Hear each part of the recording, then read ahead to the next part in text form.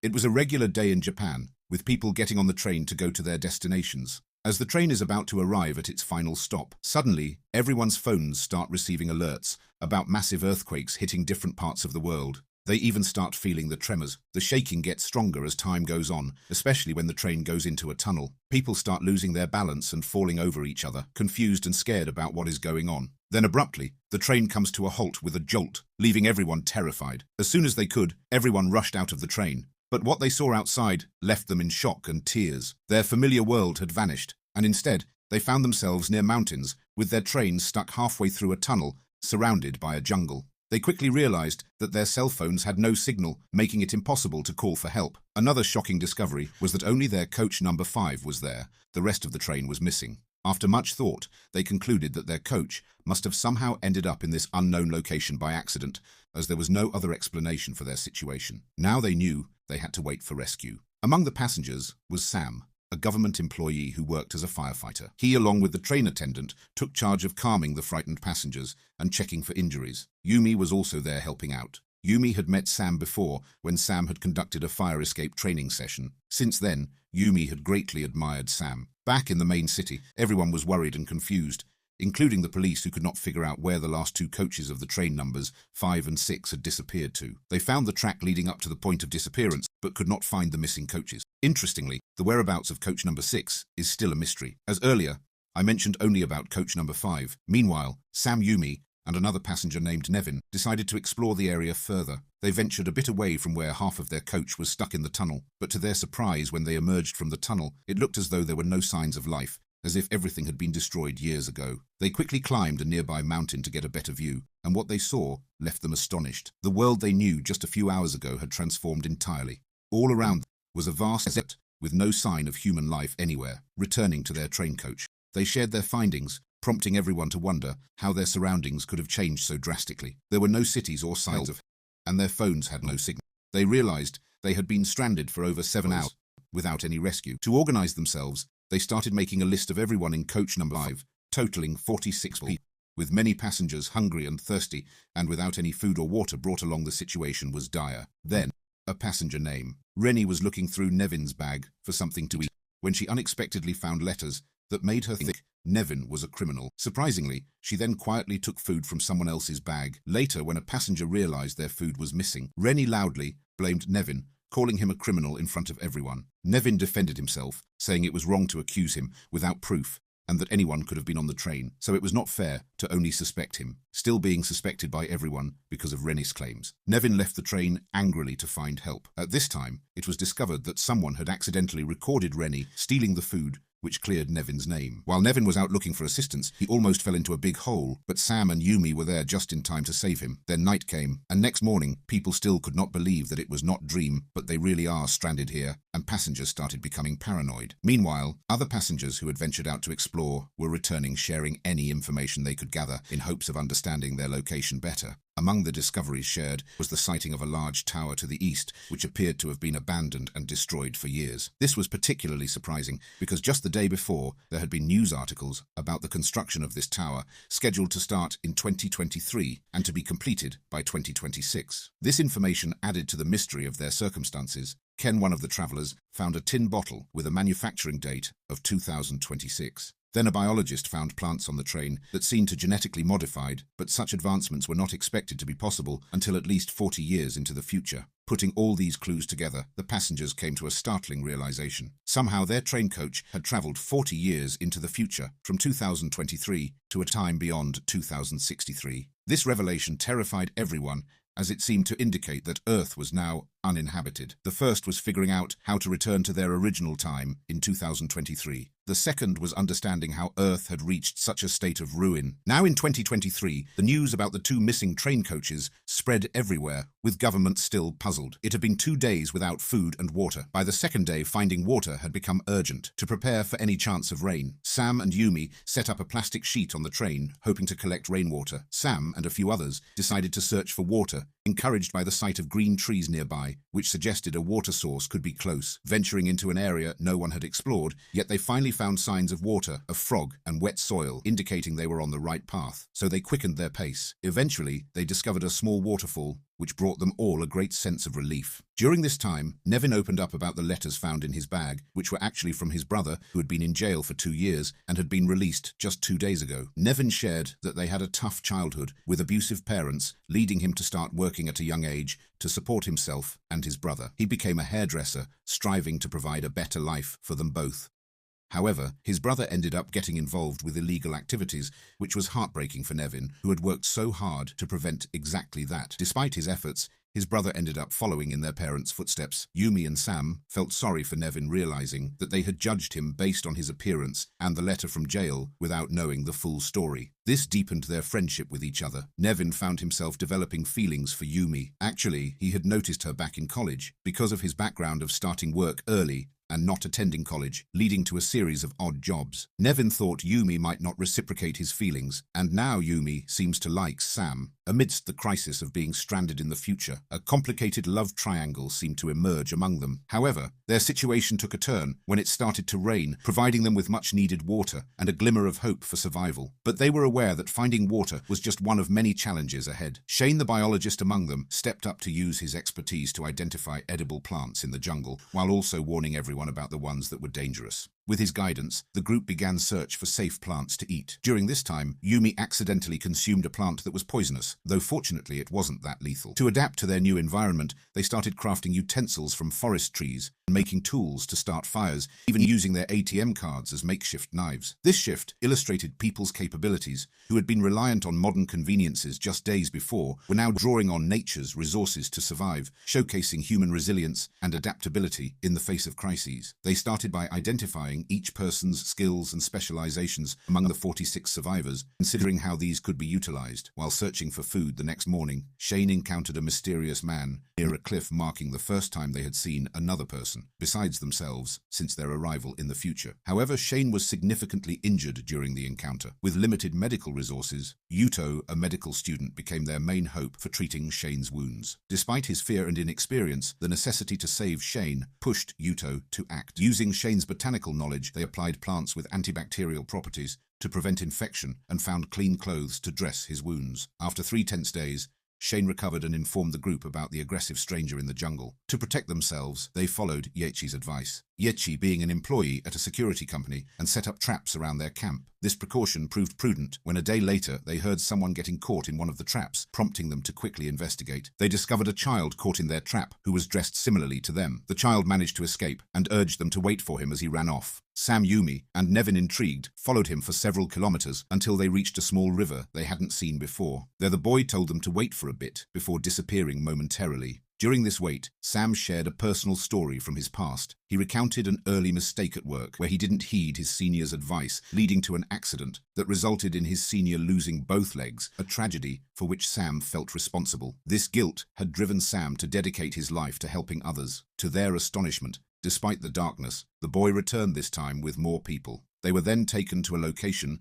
where they found the second missing coach, coach number 6, which had also disappeared, along with their coach 5, but ended up several kilometers away. This revelation solved part of the mystery of the missing train coaches. They met Hector, who seemed to have been chosen as the leader by the others in coach 6. They exchanged stories of survival, revealing significant differences in their experiences. Coach 6 had landed near a river, providing them with fish and water, and they had spent their time making their surroundings livable, including setting up kitchens and toilets. Nevin recognized the man who had run away and injured Shane as someone from Coach 6. This man apologized, explaining his actions were out of fear, worrying they might be future inhabitants hostile towards him, which led him to push Shane and flee. He had kept his encounter with Sam, Yumi, and Nevin's group a secret out of fear. Then, Yumi and Sam questioned how he knew they had traveled to the future. He revealed discovering a damaged ship by the river, where a radio broadcast and past recordings informed him it was now the year 2060. Hector then shared the history and knowledge he had learned since arriving in this future time. In 2026, just 3 years after 2023,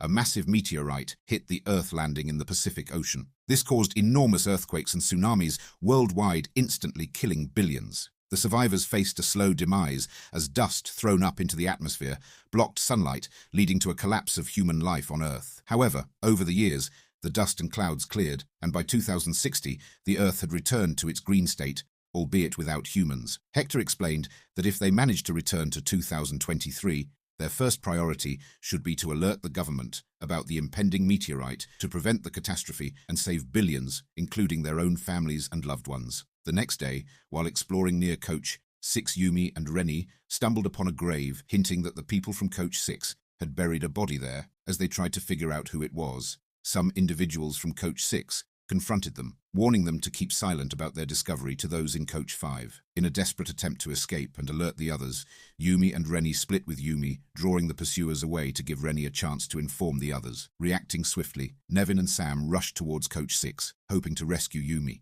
Meanwhile, Yumi, still evading her pursuers, found refuge in the same ship Hector had previously discovered. Back at Coach 6, Nevin noticed signs of a struggle, confirming their fears about the buried body. Hector then revealed the truth to them upon their travel-induced arrival. A criminal among them had threatened the safety of all passengers, leading to a confrontation where Hector ended up killing him in self-defense. This act of protecting the group led to Hector being appointed as their leader. Yumi, hiding in the ship, witnessed Hector sabotaging the ship's communication devices, suggesting he was concealing significant secrets from the group. Her hiding spot was eventually discovered by Hector, who confessed to her that he never had any intention of leaving this timeline. Hector had a profound desire for everyone who arrived with him to remain in this future, permanently envisioning the creation of a new society together. Upon their unexpected arrival through time, Hector found himself in a position of leadership, a stark contrast to his past life, where his business had failed and he was losing everything. Embracing his newfound status, he resolved to prevent anyone from returning to the past, intending to remain the uncontested leader in this new era. Yumi, now a direct threat to Hector's plans, due to her knowledge of his intentions, was captured and tied up in the ship to prevent her from exposing him. The tension escalated with Yumi's disappearance as misinformation spread between the two groups of survivors. Hector deceitfully claimed that Coach 5's people were planning to steal resources from Coach 6, stirring conflict and distrust. Meanwhile, Coach 5's group grew increasingly worried about Yumi's absence, and tensions boiled over into conflict upon their next encounter with individuals from Coach 6. In a drastic move to safeguard his secrets, Hector attempted to eliminate Yumi permanently. However, upon his return to the ship, he discovered she had escaped. Yumi managed to return to the group and exposed Hector's true motives, his determination to keep them all in this time, by sabotaging any potential means of returning to their timeline. Hector, faced with the rejection of his vision by the group, tried to persuade them, highlighting the positives of their current situation: an unspoiled Earth with abundant resources, no overpopulation and no pollution, and nobody would have to suffer from hunger again. However, the group, now aware of his true intentions, decided to ostracize him. Before being cast out, Hector presented them with a diary he had discovered on the ship, which mentioned a nearby tower that could potentially offer a way back to their own time. Motivated by this new information, two passengers ventured to the hill at night, discovering remnants of the meteorite that had struck Earth. These fragments possessed unusual properties not found on Earth. Meanwhile, in 2023, a scientist named Ray was analyzing CCTV footage to understand how the two train coaches disappeared. He discovered that a wormhole had opened in the tunnel at the moment of their disappearance. Ray concluded that the coaches were indeed swallowed by this wormhole, but the question of their final destination remained unanswered. Back in 2060, several passengers from Coach 6, unwilling to align with Hector's plans and longing to return to their families, joined the group from Coach 5. Together, they began to study the meteorite fragments, with Sam discovering that these pieces had a magnetic charge distinct from anything on Earth. The discovery that the meteorite fragments emitted a faint light and possessed a unique magnetic charge sparked a glimmer of hope among the survivors. They theorized that gathering more fragments could potentially allow them to harness this magnetic field to their advantage. A revelation came from one of the passengers, who recalled observing what appeared to be a shooting star in the sky on the day of their time travel. However, Ray, analyzing the footage back in 2023, identified the event not as a shooting star, but as a supernova explosion in distant space. Supernovas occur when a star runs out of fuel and collapses in on itself. Massive star reaches the end of its life cycle and explodes, releasing tremendous amounts of energy. Such cataclysmic events can have profound effects on the fabric of space-time, including causing earthquakes on nearby planets, forming black holes, and potentially creating rifts in space-time. This understanding led them to conclude that the supernova explosion had created a rift on Earth, forming a wormhole that transported the last two coaches of the train into the future. Realizing they had traveled through time via a wormhole, the survivors recognized returning to their original time would either require the wormhole to spontaneously reopen or find a way to generate enough energy to open it, themselves leveraging the meteorite's properties. The next morning brought new challenges as a heavy rainstorm damaged their shelter and spoiled their food supplies. Amidst this, a passenger suggested seeking refuge in the tunnel behind the train to escape the storm's wrath. Upon opening the tunnel door to seek shelter from the storm, the passengers were astonished to discover another wormhole triggered by the rain and storm. An incidental experiment, where a doll from a passenger's pocket was sucked into the wormhole, sparked hope among them that this could be their pathway back to their original time. However, when Yechi attempted to enter the wormhole, Sam intervened, warning of the potential dangers and the risk death due to the wormhole's energy. The wormhole vanished as the storm subsided. Back in 2023, two detectives investigating the disappearance of the train coaches stumbled upon the very same doll that had been sucked into the wormhole, indicating a connection between the timelines of 2023 and 2060. The doll, manufactured in China in 2060, served as evidence of the wormhole's bridging of these two distinct time periods. The survivors in 2060 deduced that the wormhole's appearance was linked to significant energy disruptions caused by phenomena such as supernova explosions, storms, or earthquakes. Realizing they needed a substantial source of electricity to potentially reopen the wormhole, they formulated a plan. They discovered of a broken electricity pole. By tracing the electricity wires from this pole, they hoped to harness enough power to officially create the extreme energy conditions necessary to reopen the wormhole. After days of persistent digging, their efforts finally led them to an electric power substation that had been buried under mud for years. Miraculously, the interior was intact, and to their astonishment, discovered that it still housed a significant amount of unused power preserved over the decades. This discovery presented them with a glimmer of hope, suggesting they might have found the means to generate the energy required to potentially open the wormhole. The group devised a plan to utilize the discovered power source, channeling electricity to the tunnel, so that upon the arrival of the next storm, they could expand and stabilize the wormhole long enough for them to return to their own time. Nevin noticed signs of an impending storm, informed Yumi of his decision to stay behind, believing he had nothing to return to in their original world. Yumi, empathetic yet firm in her feelings, suggested they could remain friends, as her heart was for Sam. Sam, witnessing this exchange, found himself conflicted and unsure of how to proceed. As the storm began, urgency took over. Everyone rushed to board the train, while Nevin hurried to activate the electric generator. Their efforts were successful. The wormhole expanded, becoming large and stable. Urged by Sam and Yumi to join them, Nevin hesitated as the storm intensified. Despite the challenges, they all managed to board the train, which then entered the wormhole, filled with hope for their return to their original time. Upon emerging from the wormhole, the train's doors were opened by security personnel, prompting the passengers to eagerly inquire about the date. The response they received left everyone astounded. Upon their return, the passengers found themselves on May 1st, 2026, 3 years after their departure in 2023, just before the year the meteorite was predicted to strike Earth. This realization meant they had arrived back in their original timeline,